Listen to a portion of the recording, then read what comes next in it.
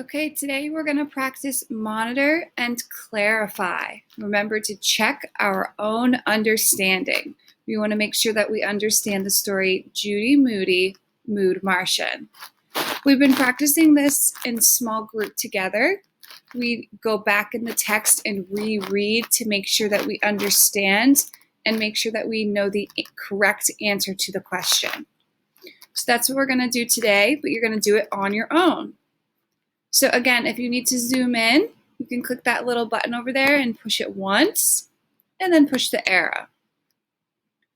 Our first question is, list 3 things Judy writes in her notes about how to be in a good mood. So I know that we're writing 3 things, and it's going to be about Judy being in a good mood. So I need to go back to the story. There's a link on slide 2.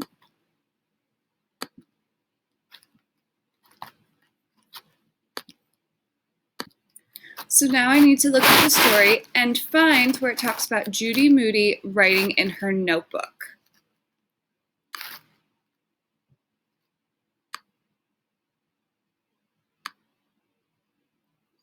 Oh, well, on this page, I see her writing in a notebook. So this would be a good place to start looking to see what Judy wrote in her notebook. And look right here, I see a number 1, 2, 3. I'm not sure if that's the answer. It looks like it, but I need to reread around it and see if that's what I'm looking for. We're looking for 3 things she writes about being in a good mood. So I'm going to start down here a little bit before it. Next, it was Amy's turn. Writing stories puts me in a good mood. I dream stuff up and make it into a book and illustrate it. Judy scribbled some more. She looked at her notes. 1, magic trick. 2, homework. 3, write a story. So those are 3 things that Judy Moody wrote in her notebook. And I know that she's talking about how she wants to be in a good mood because this is when she was asking her friends like Amy. So now I'm going to take what I just learned from the story, magic trick, homework, and write a story, and take it back to my slide, to my monitor, and clarify. So I'm not just going to write homework, magic trick, and write a story. I'm going to put it into a sentence, and I'm going to choose some words from my question and put it in my answer to make it easy to understand. So I know we're talking about Judy, so I want to make sure that I put her name in my answer. Judy wrote, Judy wrote in her notes. Now remember, she wrote magic trick, homework, and write a story. And she did all that to remind herself about how to be in a good mood. So Judy wrote in her notes, magic trick, homework, and write a story to remind herself how to be in a good mood. Then make sure you read over your answer, make sure there's no mistakes, and then you move on to the next one. In sentence 95, the author writes that Judy's fingers itched. What does she mean by this? So in this one, they're telling you exactly where to go in the story, sentence 95. So I'm going to go back to the story. And remember, on the side, these are the numbers, the sentences that they're talking about. So I see I'm on page 53. So I need to keep going further in the story to find where it talks about or goes to the 90s. Whoops, there's 91. We're close.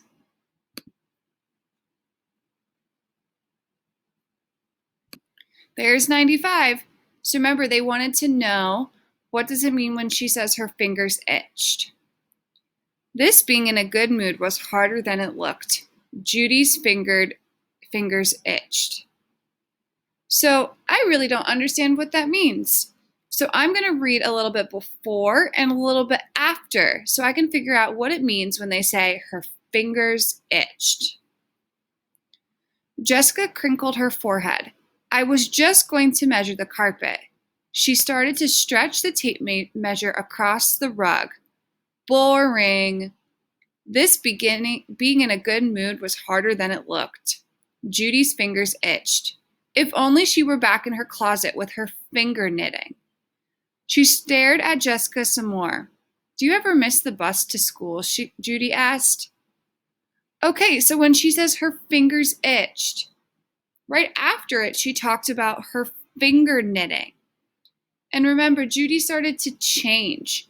So when she says her fingers itched, I think she's saying that her fingers want to be finger knitting. That's what she wants to be doing. So then you can go back to your answer. Go back to your answer box. In sentence 95, the author writes that Judy's fingers itched. What does she mean by this? So you could say something like, when Judy says her fingers itched, she means that she wants to be home finger knitting. Okay, I restated and I told what I found in my answer. The last one, at the end of the story, what almost puts Judy Moody in a bad mood? If I were you, you go back to the story and go to the end.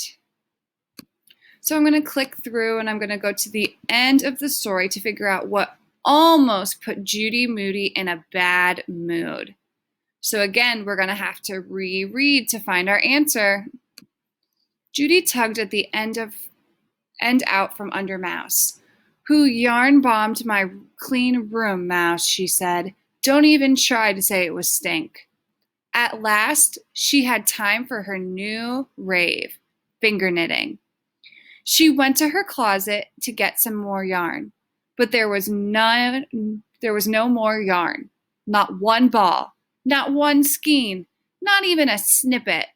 She was O-U-T out. Judy ran downstairs. Mom, can we go to the bullseye? It's a yarn emergency. Sorry, honey, said Mom. All this yarn costs money. Let's wait and ask Grandma Lou for some yarn next time we see her. But Judy was about to say it was not fair. But Judy was about to say she could not wait. Judy was about to stomp up the stairs.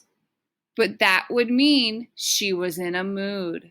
Not a good mood, a bad mood. So, what almost put Judy in a bad mood? Think about it. Her mom said something and Mouse did something. So think about it. If you need to reread it, go ahead. You can pause the video and then go back to your question and answer. At the end of the story, what almost put Judy in a bad mood?